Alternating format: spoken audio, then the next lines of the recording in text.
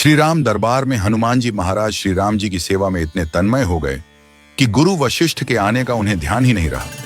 सभी ने उठकर उनका अभिवादन किया, पर हनुमान जी नहीं कर पाए। वशिष्ठ जी ने श्री राम जी से कहा, राम, गुरु का भरे दरबार में अभिवादन न करना अपमान है, इसके लिए क्या सजा होनी चाहिए? श्री राम जी ने कहा, गुरुवर आप ही बताइए। वशिष्ठ जी ने कहा, मृत्यु दंड। श्री राम जी ने कहा, स्वीकार है।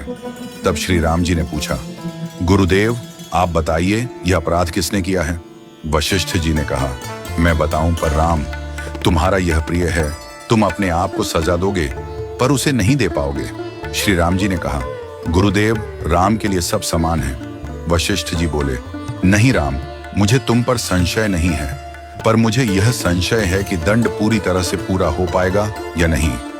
यदि तुम मुझे विश्वास दिलाते हो कि तुम उसे अपने अमोघ बाण से मृत्यु दंड दोगे तो मैं अपराधी का नाम और अपराध बताऊंगा।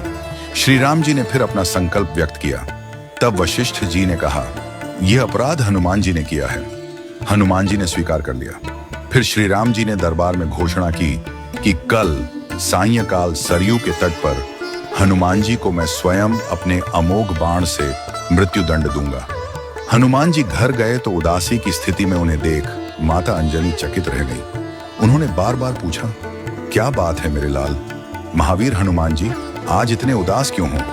हनुमान जी ने कहा, माता, अनजाने में यह अपराध हुआ है। आप जानती हैं कि संपूर्ण ब्रह्मांड में मुझे कोई नहीं मार सकता, लेकिन श्री राम के अमोघ बाण से कोई भी नहीं बच सकता। माता ने कहा, हनुमान, मैंने भगवान शंकर से राम नाम मंत्र प्राप्त किया था और तुम्हें जन्म के साथ ही यह नाम घुटी में पिलाया। तुम्हारी शक्ति का कारण राम नाम ही है, जिसके प्रभाव से तुमने बचपन में सूर्य को फल समझकर मुंह में ले लिया था। वह राम नाम ही तुम्हारी रक्षा करता है, चाहे राम स्वयं ही क्यों ना हो। राम नाम की शक्ति के सामने राम की शक्ति और उनके अमोघ बाण की शक्तियां महत्वहीन हो जाती हैं। जाओ हनुमान, तुम राम राम का उच्चारण करना आरंभ कर दो। माता के चरण छूकर हनुमान जी सरयू के तट पर राम राम राम रटते हुए पहुंचे। सायंकाल श्री राम जी अपने संपूर्ण दरबार के साथ सरयू तट पर आए। सभी को यह कौतूहल था कि क्या श्री राम हनुमान जी को सजा देंगे, लेकिन जब श्री राम ने बार बार अपने अमोघ बाण चलाए तो हनुमान जी पर उनका कोई असर नहीं हुआ। तब गुरु वशिष्ठ जी ने शंका जताई, राम, क्या तुम पूरी निष्ठा से बाण चला रहे हो?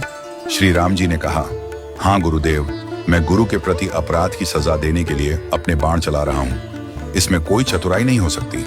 वशिष्ठ जी ने कहा, तुम्हारे बाण अपना काम क्यों नहीं कर रहे हैं? श्री राम जी ने उत्तर दिया, गुरुदेव, हनुमान राम राम की अनंत रट लगा रहे हैं। मेरे बाणों की शक्ति राम नाम के प्रभाव में कमजोर हो गई है, इसलिए वे असर नहीं कर रहे।